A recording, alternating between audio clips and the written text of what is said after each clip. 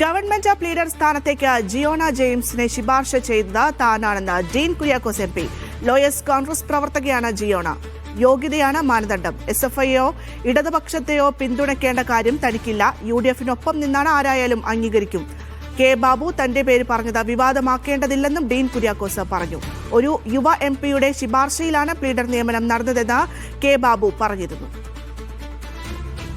കേസുവിന് അഭിപ്രായം പറഞ്ഞത് തെറ്റില്ല. പക്ഷെ ഒരു കാര്യം, ഈ സർക്കാർ മറ്റേ വക്കീലന്മാരുടെ നിയമന കാര്യത്തിൽ ഒരു വക്കീലിൻ്റെ കാര്യത്തിൽ എനിക്ക് കൃത്യമായിട്ട് അറിയാം. അത് മുഖ്യമന്ത്രിയുടെ അടുത്ത് വേറൊരു MP ശുപാർശ ചെയ്തതാണ്. ആ കാര്യത്തിൽ മുഖ്യമന്ത്രിയെ കുറ്റപ്പെടുന്ന കാര്യമില്ല. പക്ഷേ കേസുകാർക്ക് അഭിപ്രായം പറയുന്നതിനെ കുറിച്ചൊന്നും എനിക്കൊരു തർക്കമില്ല. എല്ലാവരും നിർദ്ദേശങ്ങൾ കൊടുക്കും, ശുപാർശ കൊടുക്കും. ഞാൻ ചോദിക്കട്ടെ, കഴിഞ്ഞ പ്രാവശ്യം അഡ്വക്കേറ്റ് ജനറൽ ചോദിച്ചു, അത് രാഷ്ട്രീയം നോക്കിയല്ലേ അഡ്വക്കേറ്റ് ജനറൽ വെച്ചത്? കഴിഞ്ഞ പ്രാവശ്യം കുറുപ്പ് സാറിനെ വെച്ചത് എല്ലാ ഗവൺമെന്റും നോക്കും. പക്ഷേ അത് മാത്രമല്ല പരിഗണന എന്ന് മുഖ്യമന്ത്രി തന്നെ പറഞ്ഞിട്ടുണ്ടല്ലോ. അല്ല, യോഗ്യതയാണ് പരിഗണന, അഡ്വക്കേറ്റ് ജനറൽ ശുപാർശയാണ് പരിഗണന. അതനുസരിച്ചിട്ടായിരിക്കും മുഖ്യമന്ത്രി ചെയ്തത്. ഈ വിഷയത്തിൽ ഈ ജിയോണ എന്ന് പറയുന്ന അഭിഭാഷകയെ റെക്കമെൻഡ് ചെയ്ത ഒരാൾ ഞാനാണ്, അതിനകത്ത് സംശയമില്ല. ഞാൻ ബഹുമാനപ്പെട്ട മുഖ്യമന്ത്രിക്ക് അദ്ദേഹം നിയമവകുപ്പ് കൈകാര്യം ചെയ്യുന്ന മന്ത്രി എന്നുള്ള നിലയിൽ ശുപാർശ നൽകിയിട്ടുണ്ട്. അപ്പോൾ ഈ പറയപ്പെടുന്ന വ്യക്തിയുമായി എനിക്ക് പരിചയമുള്ളതാണ്. അപ്പോൾ സ്വാഭാവികമായിട്ടും ഈ പറയുന്നത് പോലെ ഒരു ശുപാർശ നൽകേണ്ടി വരുന്ന ഒരു സാഹചര്യം. അപ്പോൾ എൻ്റെ മുൻപിൽ ഞാൻ പരിശോധിക്കേണ്ടതായിട്ടുള്ള എല്ലാ മാനദണ്ഡങ്ങളും ഞാൻ പരിശോധിച്ചിട്ടുണ്ട്. ഇപ്പോൾ ബഹുമാനപ്പെട്ട മുഖ്യമന്ത്രി ആ അഭിഭാഷകയുമായി ബന്ധപ്പെട്ടുള്ള കാര്യങ്ങളെല്ലാം പറഞ്ഞിട്ടുള്ളതാണ്. എങ്ങനെ ആ ഒരു സെലക്ഷൻ പ്രോസസ്സിലേക്ക് എത്തി എന്നുള്ളതിനെ സംബന്ധിച്ച് വിശദീകരിച്ചിട്ടുണ്ട്. അതിനപ്പുറത്തൊന്നും പറയാൻ ഞാൻ ആളല്ല.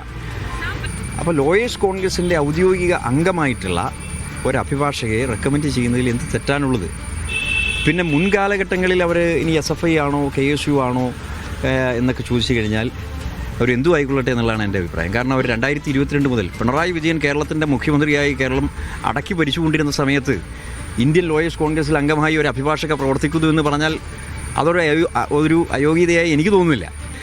ഈ ഒരു പശ്ചാത്തലത്തിലേക്ക് ഇത് കൊണ്ടുവരേണ്ടിയിരുന്നോ എന്നുള്ളത് ആ വിമർശനം ഉന്നയിച്ച ആളുകളാണ്. അത്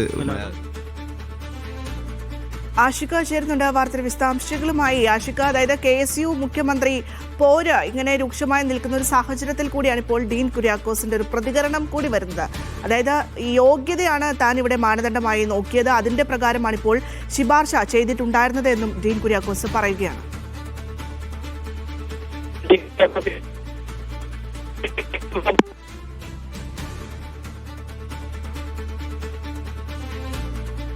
ലോയേഴ്സ് കോൺഗ്രസ് പ്രവർത്തകയാണ് ജിയോണ എന്ന രീതിയിൽ ഡീൻ കുര്യാക്കോസ് പറയുന്നുണ്ട്. യോഗ്യത നോക്കിക്കൊണ്ട് മാത്രമാണ് താൻ ഇവരുടെ പേര് ശുപാർശ ചെയ്തത്, അല്ലാതെ SFI ആണെന്നോ ഇടതുപക്ഷത്ത് പ്രവർത്തിക്കുന്നയാളാണെന്നോ ഇടതുപക്ഷത്ത് നിൽക്കുന്നയാളാണെന്നോ ഒന്നും കരുതിയല്ല.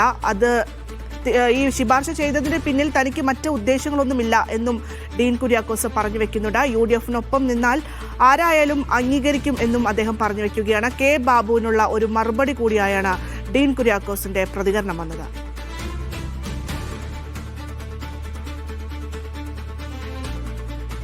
ആഷിക ചേരുന്നുണ്ട് വിശദാംശങ്ങളുമായി. ആഷിക, അതായത് KSU മുഖ്യമന്ത്രി പോരൊക്കെ ഇങ്ങനെ നിൽക്കുന്ന ഒരു സാഹചര്യം കൂടിയുണ്ട്. ആ ഒരു ഘട്ടത്തിൽ കൂടിയാണ് ഇപ്പോൾ തന്റെ നിലപാട് വ്യക്തമാക്കിക്കൊണ്ട് ഡീൻ കുര്യാക്കോസ് രംഗത്ത് വരുന്നത്.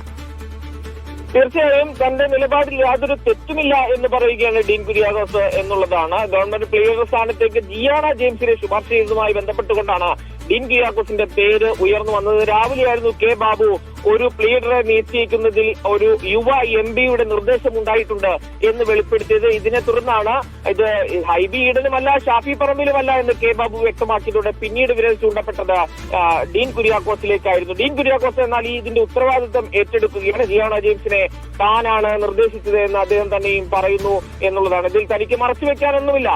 ജിയോണയെ നേരത്തെ പരിചയമുണ്ട്, ലോയേഴ്സ് കോൺഗ്രസിൽ പ്രവർത്തിക്കുന്ന ആളാണ് ജിയോണ എന്ന് പറയുന്നുണ്ട്. SFIയോ ഇടതുപക്ഷത്തെ പ്രവർത്തകയോ പിന്തുണയ്ക്കേണ്ട ആവശ്യം തനിക്കില്ല. പക്ഷേ കോൺഗ്രസിൽ ഈ ജിയോണ ജെയിംസ് എപ്പോൾ എത്തി എന്നുള്ളത് പരിശോധിക്കേണ്ട ആവശ്യമില്ല എന്ന് പറയുന്നുണ്ട് ഡീൻ കുര്യാക്കോസ്. അതിനെടുത്ത് പറയുന്ന ഒരു ഉദാഹരണം സന്ദീപ് വാര്യരുടെ കാര്യമാണ്. സന്ദീപ് വാര്യർ പാർട്ടിയിലെത്തിയപ്പോൾ എല്ലാവരും പിന്തുണച്ചു.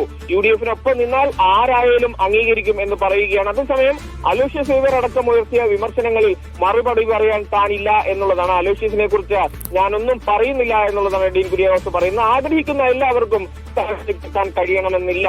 കെ ബാബു തന്റെ പേര് പറഞ്ഞതിൽ വിവാദമാക്കേണ്ട ആവശ്യമില്ലെന്നും കെ ബാബുവുമായും താൻ സംസാരിച്ചെന്നും പറയുന്നുണ്ട്. ലോയേഴ്സ് കോൺഗ്രസിന്റെ പിന്തുണച്ച ആളെയാണ് താൻ ശുപാർശ ചെയ്തത് എന്നും ഡീൻ കുര്യാക്കോസ് പറയുന്നുണ്ട്. എന്ന് വെച്ചാൽ ലീഡർ നിയമന വിവാദത്തിൽ തനിക്ക് പങ്കുണ്ട് എന്നും മുൻപ് ഒരു SFI കാരിയായിരുന്ന ഒരാളെ താൻ നിർദ്ദേശിച്ചിട്ടുണ്ട് എന്നും അംഗീകരിക്കുകയാണ് ഡീൻ കുര്യാക്കോസ് ചെയ്യുന്നത്. പക്ഷേ അവർ ഈ പറയുന്ന താൻ നിർദ്ദേശിച്ച ജിയോണ ജെയിംസ് എന്ന് പറയുന്ന അഭിഭാഷക നിലവിൽ ലോയേഴ്സ് കോൺഗ്രസിന്റെ പ്രവർത്തകയാണ് എന്നും ഡീൻ കുര്യാക്കോസ് വ്യക്തമായി തന്നെ പറയുന്നുണ്ട്. അപ്പോൾ ഇതിൽ നിർദ്ദേശങ്ങൾ പൂർണ്ണമായ ഉത്തരവാദിത്തം മുഖ്യമന്ത്രിക്കല്ല എന്നുള്ളത് ചൂണ്ടിക്കാണിക്കാൻ വേണ്ടിയിട്ടാണ് കെ ബാബു ഈ വിഷയം ഉയർത്തിക്കൊണ്ടുവന്നതെങ്കിലും താനാണ് ഈ നിർദ്ദേശം നൽകിയിട്ടുള്ളത് എന്ന് പരസ്യമായി സമ്മതിക്കാൻ ഡീൻ കുര്യാക്കോസ് തയ്യാറാകുന്നു എന്നുള്ളതാണ്. കോൺഗ്രസിനുള്ളിൽ ഈ വിഷയത്തിൽ ഉണ്ടായിട്ടുള്ള അഭിപ്രായ ഭിന്നതകളുടെ മറ്റൊരു ബഹിസ്ഫുരണം എന്നും ഡീൻ കുര്യാക്കോസിന്റെ ഈ പ്രതികരണത്തെ കാണുവാൻ കഴിയും എന്നുള്ളതാണ്. അലോഷ്യസ് സേവ്യർ ഉയർത്തിയ വിമർശനങ്ങളോട് പ്രതികരിക്കാൻ ഡീൻ കുര്യാക്കോസ് തയ്യാറായില്ല എന്നുള്ളതും ശ്രദ്ധേയമാണ്.